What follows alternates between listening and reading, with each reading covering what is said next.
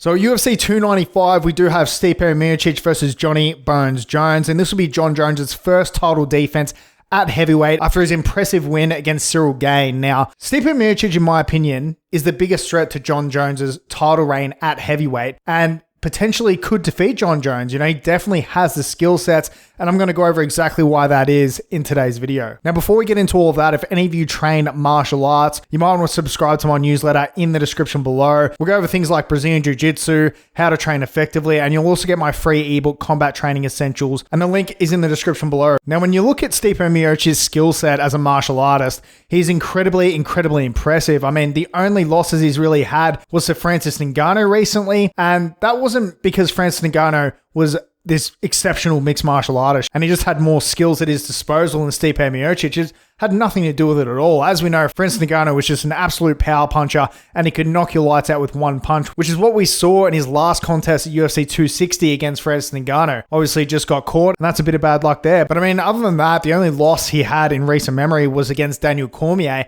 and not only did he avenge that loss, he beat him again in their third fight at UFC 252. Now, I think Jon Jones has fantastic wrestling, but if anyone's going to be able to nullify that advantage over him, it's definitely going to be Stipe Miocic.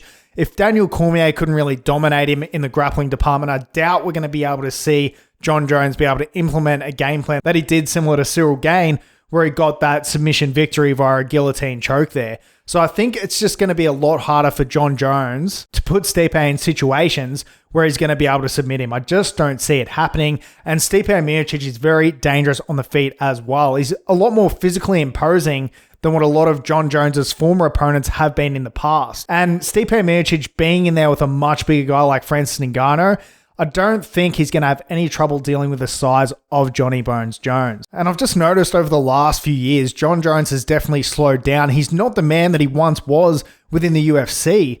Now, because he is so talented, because he is so good at mixed martial arts, he still managed to keep winning during that time, but he is declining. You know, if you've looked at Jon Jones' career objectively, you've seen him decline year after year after year. So I think Stipe Miocic is in a prime position here to be able to be the first man in history to get a win over Jon Jones, but time will tell. You know, it's definitely not going to be an easy task. I think this is going to be a fantastic fight. I can definitely see this one going the distance, but we'll see how it all plays out. So I do think coming into this fight, Jon Jones has to be careful of the boxing of Stipe Miocic, because I think Stipe is definitely a better boxer. If Jon Jones does what he does really well, keeping that at range and putting his hand out to measure Stipe's distance, I think he'll be able to chew up his legs with some beautiful kicks. But time will tell. What do you guys think is going to happen at this contest at UFC 295?